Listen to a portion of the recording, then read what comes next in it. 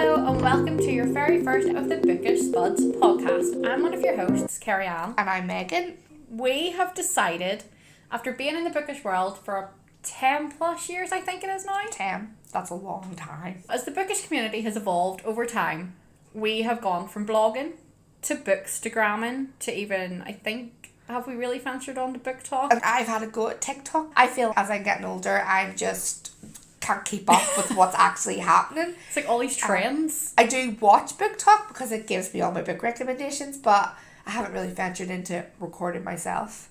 As that's happened, we're kind of now bringing our passion together in this podcast. I feel like we should mention we're sisters, and I'm the awkward sister because we've tried so many times to record this first episode and it's been awkward. We've been sitting for 20 minutes, so it's just very strange. Yeah, because it's kind of that thing, like whenever you try YouTube as a teenager and you're like laughing and giggling, I feel like we did that as well. That was atrocious. We thought what we would do for just a little quick intro is talk about some of our favourite things, like a Q&A. This is like our bread and butter of the book world. We thought we'd start with like talking about some of our favourite things in the bookish kind of genre. So first up, we're going to talk about some of our auto-buy authors or some of our favourite books. So Kerry-Ann, what are some of your auto-buy authors? I already know this straight away. One of them is Paige Toon because I love her. And the other would be Natalie Anderson. She predominantly writes romance. They are my auto-buy authors. Any books I see with them, I'm like, I need these already now. I needed these like yesterday. So I know yours are very different. Mine are different, and Kerry-Ann has been trying to get me to read Paige Toon for years. It hasn't been very successful, but I think one day she will get me reading it. I have went for favourite books. So one of mine is All the Bright Places by Jennifer Niven, and that literally broke my heart. I used 2 boxes of tissues. I refuse to watch the movie adaptation of it Netflix because I don't want it to kind of like ruin my love of the book. Same with my other favourite book, which is Where Rainbows End by Cecilia Ahern.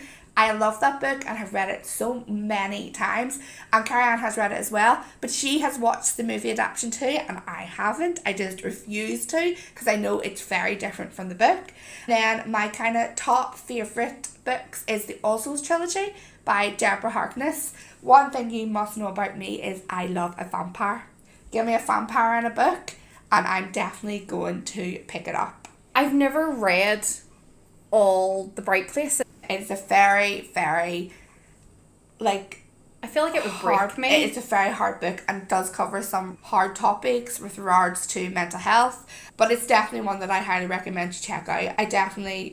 It felt really real when I was reading it, and as I said, it's like it broke my heart, and it makes sense to break your heart because it's like it's real. Oh yeah, like I cried whenever I watched the movie. I cried like non-stop for ages, and I remember taking a picture, sharing it with the author and being like, this is like completely broken me. No, definitely the book broke me, so I can only imagine like visually watching it would make it 10 times worse.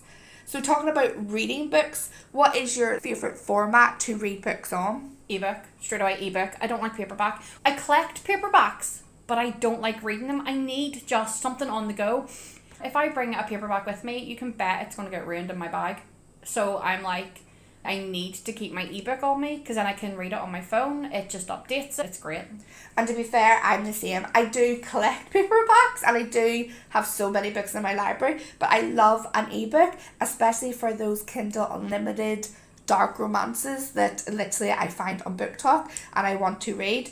So ebook definitely all the way. And obviously talking about dark romance, what is some bookish genres that you really love reading? Anything with romance. I will read. Yeah. Guaranteed happily ever after. I need that. That's what you always get with Natalie Anderson books because she's amazing at romance. The scenes, the characters, everything. I'm the same. Romance, that's kind of where we're similar, where we both like romance, but we may like different like subgenres in romance. Like I'm a dark romance girl, whereas Kerry-Ann wouldn't really be like a dark romance reader. I don't read dark romance. No. I will read romance, I'll read paranormal, I'll read like contemporary kind of rom-coms. Yes, but dark romance isn't really something, like, I respect you for reading it. Yeah. Like, it's your choice. But for me, I need something I can cuddle with. And I feel like that's something I No, could... you definitely can't cuddle with these No. dark romance books. You actually can't. Anything with a guaranteed happily ever after, and I am your perfect reader. I will read anything like that. And this is kind of where we agree to some extent. We both read romance. It may be different subgenres, but there has to be happily ever after. Give me a book with happily ever after, and I'm sitting reading it from start to finish. Within those kind of genres, there is tropes. There's loads of romance tropes. Do you have any favourite romantic tropes? Grumpy Sunshine. I'm still getting used to this whole trope thing. Tropes came out. I know. You're not getting down with the kids, as they say. I'm trying. I am a 29-year-old woman. I'm getting there.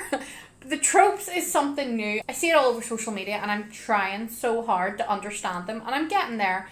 Grumpy Sunshine, whenever you explain it to me, that is my go-to. Grumpy Sunshine would be what Natalie Anderson writes. I could talk tropes all day. I love a good trope. I love Grumpy Sunshine as well. Enemies to lovers, small town romance. There is so many I love, but there's also so many that I don't like, and that is something that I think we'll talk about over the coming episodes, like tropes that we do and don't like. That'll be a fun discussion. So what are some books that you're excited that are releasing this year? I have so many, but I'll say 3. Do you have any? I'm glad you're only going to say 3, and yes, I have 2. Page Toon's Only Love Can Hurt Like This. It's the book I have. It's not out until April, and I'm so excited to read it. Page Toon last released a book 2 years ago, and she's moved publishers. Last year there was no release. I'm still heartbroken there was no release last year. I feel like she's had a release for so many years now, like 10?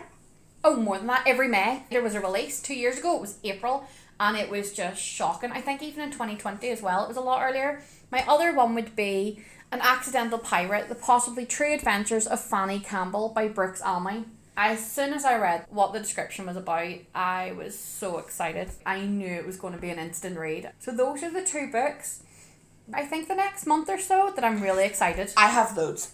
I could give you a list, but I'll just go with 3. The first one is The Nanny by Lana Ferguson, and this is out in April. I am so excited from this. When I seen the premise, I just knew I had to pick it up. I then have Love Theoretically by Ali Hazelwood. Ali Hazelwood is an author I absolutely love, and I'm so excited for her 3rd release. Then the last one is The Last Word by Katie Burchell. I love her books so much. I read like 2 of them last year. You need to go and pre-order these books now. I mean, you don't. No, you but, do. Okay, well, I'm not. So you don't. You know what I mean? Anybody can read what they like, okay? We're all about respecting what anybody reads. Okay, here. you don't have to go read them out, but like I highly recommend that you do check them out. I think we all grasped that you highly recommend these books. I haven't read an Ali Hazelwood book.